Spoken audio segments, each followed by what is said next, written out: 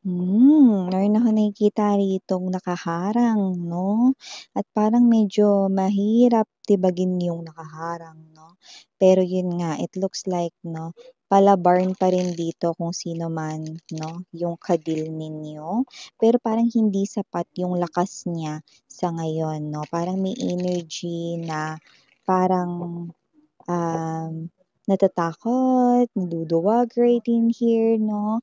Pinipilit lakasan yung loob 'no at lumaban pero parang hindi pa sapat kung ano man yung kanya rito 'no, na lakas at tapang 'yan 'no. Parang kailangan muna na humugot ng motibasyon 'no at ma-inspire pa more 'no. Alam mo parang alam mo yung David and Goliath 'no, pero pero dito sa energy na nakukuha ko rito 'no, um parang napakalaki ng nakaharang sa harapan niya 'no, na parang natatakot siya at nakakaramdam ng pagkatakot 'no. Unlike kay David kasi matapang si David talaga, buong-buo talaga yung tapang ni David 'no.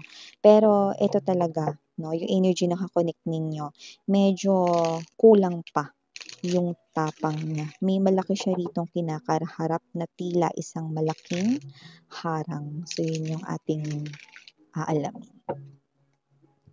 Alright? Let's get into your reading.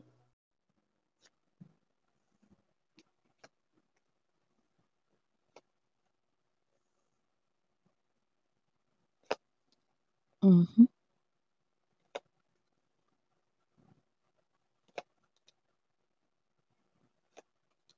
Okay. So it looks like nakakuha tayo dito ng update regarding your person and the third party. And this is very obvious. I just heard blackmail. Okay. So the third party could be, bina-blackmail niya yung person ninyo, or in other words, there's a threat, okay? Maybe there's this pagbabanta, okay, pananakot ng third party right in here, no? And yeah, lumalabas naman dito kung ano yung mga pananakot na yun, no? May mga nagsa-stand out dito, no, ng mga pananakot or threat or blackmail ng third party. However, okay, just take only what resonates. But this is the update, no, ng iyong person and the third party. Okay. Five of Swords right in here, bottom of the deck, Eight of Swords, Five of Coins, and the Four of Swords energy. So if you're hearing some kind of noise in my background, mga babes, no? Okay, I'm sorry about that, no? It's out of my control. Let's focus na lang in your reading, no? So thank you so much. So dito nakikita natin, no, that from the looks of this, it looks like, no, your person, okay, gustong-gusto ng makipaghiwalay ng iyong person sa third party, no? Pero pinipihit siya ng third party, no? That's the word that I'm picking up, no? The third party could be blackmailing here your person, na bina-blackmail niya yung person mo dito, no?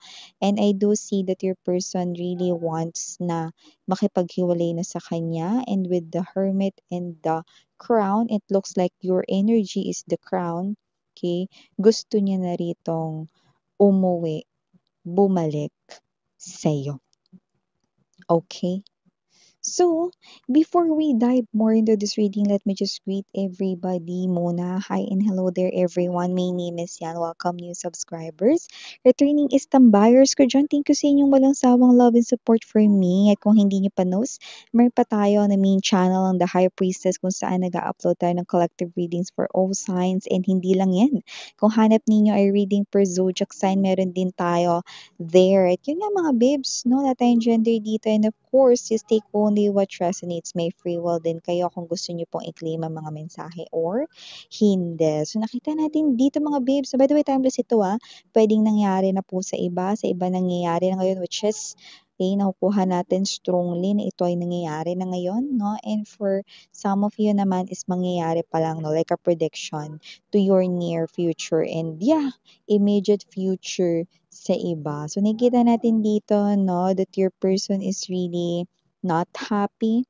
Your person right here is someone, no, na posibleng parang, alam mo yung nahihirapan siyang huminga, no, not literally na kasi may hika siya or meron siya rito 'no, na karamdaman 'no. Pero yung idiomatic expression na nahihirapan siya ritong makahinga because of the situation 'no, nasasakal siya with the third party or gusto niya na kumalas with the third party. The reason behind your separation, gusto niya nang makipag-separate doon sa tao na yun.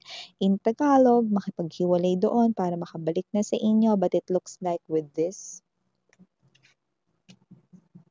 isang lason. Nilalason ng third party ang utak ng person mo with the threat, with the blackmail, no? At yung iba with the tower right in here, no? And there's this five of cups energy, no? Maaring yung third party tinatakot na, sige, umalis ka. Subukan mo lang lumabas dyan sa pintuan na yan or subukan mo makipag-break sa akin, no? Iba I'm seeing, no, na pwedeng sa phone may kausap, no? Silang dalawa dito, no? I mean, nag-uusap silang dalawa dito. I'm sorry for my Tagalog. Nag-uusap silang dalawa dito, no? Okay? And it looks like the third party do not want to let go of your person right in here. Sige, papakamati ako kapag kainiwan mo ko, pag nakipag-break ka sa akin, kapag hindi mo na sinagot yung tawag ko, kapag dinedma mo na ako, makikita mo na lang ako rito talaga. Wala na talaga akong buhay. Sige, yan, no? May energy siyang nananakot siya, no? And this person here could be pinafront niya yung suicide, no? So, your person right here is someone, no, na alam niyang kayang gawin ng third party yan because your person is now realizing na possible na merong depression or parang meron dito na parang psychological problem, no? Yung or pwede rin naman na attitude problem din, no? And parang may energy siya rito na alam ng person mo na kayang gawin yun ng third party. So, I think that is the pagpihit, no? Na dahilan 'no, to some of you. Yung iba naman sa inyo puwedeng tinatakot na, sige, lalayo kami ng bata 'no, lalo na kung may anak sila 'no, or nagkaanak sila ng third party 'no, "Lalayo ko sa'yo yung anak mo." Subukan mo lang talaga na bumalik doon kay collective, 'yan 'no, bumalik sa asawa mo or bumalik sa dati mong girlfriend 'no, boyfriend at tinutukoy niya ay kayo 'no, eh, sige ilalayo ko sa'yo yung anak natin. Yung bata ilalayo ko sa'yo, hindi mo na sila makikita, hindi mo rin sila makikita sa video call, hindi ko hahayaan na tawagan mo sila, bahala ka. Yan 'no. So, puwedeng ginagamit naman dito yung mga bata, may gano'ng klase ng energy 'no, and your person is someone 'no, na mahal niya yung mga bata or mahal niya yung anak niya with a third party 'no, so hindi niya rin yun kaya na ano, so nahihirapan siya dito pero gustong-gusto niya na makipaghiwalay sa third party. And yes, your person is right, parang yung third party nga is hindi siya yung literal na baliw 'no, na nagbibilang ng hibla ng buhok or palakad-lakad sa kalsada 'no, or sa lansangan 'no, hindi gano'n 'no. Pero I think the third party 'no, I'm seeing right here psychological problem talaga. Alam mo yung energy na kapagka may bagay na hindi kayang tanggapin 'no, nagre-react yung kanya ritong cells, okay, that's yun, science part 'no, wherein the doctors 'no, parang may pag-aaral dun 'no, kung saan parang kapagka too much na yung isang klase ng situation, hindi kayang i-handle. Okay, so may gano'ng klase yung third party na pag-uugali 'no. So nakikita ko dito that the third party 'no is nagre-react too much 'no, na parang ito yung kanya ritong mga naiisip na gawin 'no. So nakikita natin dito that there's really a problem and I think 'no some of them needs to talk to a psychiatrist or psychologist 'no to correct this one or mabigyan sila ng proper medication 'no. Kasi kapag lumala yun, maaari talaga silang maging loka-loka 'no, gano'ng klase ng energy, 'yan 'no. So nakakita tayo dito ng energy mga babes 'no, na yung person mo naman, yeah, those are, two possible na reasons 'no. And yeah, meron din dito pero kahit anong reason naman 'yun kasi malawak naman ang ating, mga kanya-kanya naman kayo ng specific reasons 'no, sa inyong mga situations pero 'yun yung dalawang nagsa-stand out 'no. So meron pa na may energy rin dito mga babes 'no, na parang, sige, hindi mo kaya? Na hindi mo kaya mabuhay ng wala yung luho mo, 'yan 'no. Akala mo kaya mo, hindi mo na mabibili yung mga branded mong sapatos, hindi mo na mabibili yung mga gusto mong mga branded na gamit, kasuotan, 'yan 'no, or mga mga bagay rito na mamahalin, yan, no? Ako lang ang may kayang magbigay nun sa'yo, yan, no? So, parang may energy rin dito, mga babes, at with the Knight of Swords energy right in here and the Six of Coins, no? Okay, nakikita ko dito na yung iba naman sa person nyo rito, no, is possible na hindi naman talaga iyon, no? Hindi naman dahil materialistic sila, na hindi nila kayang i-handle yung ganong bagay, no? Kundi possible rin na pwedeng may utang sila, no? Or pwedeng, sige, sisingilin kita sa lahat ng mga pinagbibili ko sa'yo, kaya mo magbayad? Yan, no? Gusto mo ilapit ko to sa barangay, sa pulisya? Ito yung mga pinagbibili mo, kaya mo tong bayaran? Hundreds, hundreds, hundreds, hundreds, thousands, thousands? Yun, no? So, waling money ang person mo, mga babes, no? So, nakikita ko dito gusto niyang ilaban with the Five of Swords energy, yung kanya ritong feelings for you. Like, gusto niya na talaga na makipaghiwalay. Alam mo yung energy ng bata kapag dinala mo sa mall, 'di ba? Tapos nandun kayo sa Toy Kingdom. Hindi po ko endorser niya na. Or nasa Toys R Us kayo, no? Parang siya 'to na, "Mommy, mommy, mommy, bilhin mo ako niyan." 'Yan, 'no. Para 'pag 'di mo ako binili niyan, iiyak ako, 'yan, 'no. Parang may gano'n siyang klase ng energy, 'no. So, nakita ko na gustong-gusto na talagang umuwi at bumalik sa'yo dito ng person mo, 'no. Alam mo 'yun, gusto niya talaga makipaghiwalay with the third party, but there's a threat, may pag-blackmail dito, 'no, and parang meron din ditong bagay na kinatatakutan siya. Okay, this is the fourth reason. Maaaring may alam ang third party sa isang dark secret ng person mo na possible na hindi mo alam, or posible rito, 'no, na mas makasira sa inyong relationship, 'no. 'Yun ang iniisip ng person mo at 'yun yung ginagamit na pang-blackmail or threat ngayon ng third party na, "Sige, babalik ka kay collective. Gusto mo ba sabihin ko sa kanya kung ano yung sekreto mo na ginawa mo dati? Tingnan natin kung tanggapin ka pa niya.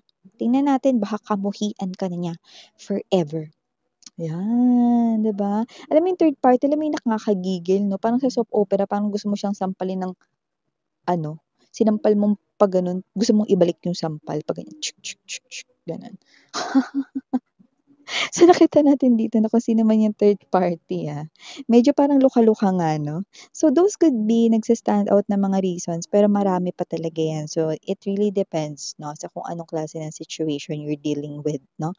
But here, I do see that your person really wants to send you a message, really wants to talk to you, really wants to tell you na gusto niya nang bumalik sa inyo, that he or she really misses you so much, very much right in here, no, that you're really the person na gusto niya rito makasama. And this person right here is someone na, yeah, yun yung pumipigil sa kanya, no, na i-message kayo. Yung pang-blackmail, no, or yung threats dito, okay? Your person is not really okay. The Four of Swords, no, is in reverse. Possible na nagkakasakit rin talaga siya dito, no, physically. Okay. Nakikita ko dito na nag-iisip siya dito ng sobra-sobra, overstressing, overthinking, no, of what to do dito sa situation na ito, no? Kasi hindi siya dito makaalis, no? Gusto niyang gumalaw pero hindi siya makaalis. Gusto niyang kumilos according to his or her emotions and feelings pero hindi niya magawa, no? Pinipihit kasi siya ng third party. Okay? So, yeah, I know, no? Isa itong klase ng energy na parang kahit yung iba, 'di ba, manggigigil. Parang yung iba gusto ng hablutin, 'no, yung hair ng third party, 'no, at sabunutan, 'no, or iba naman gusto ng pagsasapak-sapakin, yan, 'no. Gawing ano talaga, no, Fernando Poe Jr.'s suntoks, yung third party, 'di ba? Pero this is the energy, 'no, na ka-deal ng iyong person, 'no. Alam mo yung person mo, ang ka-deal niya parang hindi na tao. Witch, 'no, para ng isang mangkukulam, para ng isang witch right in here, 'no, or okay, sa iba, 'no, akma, 'no. Possible na devil yung kanya ritong ka-connect. Yan, I'm seeing sungay right in here, 'no. So, yeah, for the initials right in here, yes, we have here letter P, letter E, letter S, letter K. We also have here the letter M, letter T, and not but not the least, the letter you might be parts of the letters or initials ninyo. Just take only what resonates. Thank you so much. Again, I'm Yuriana Oni Sarang Heyo, love and light. And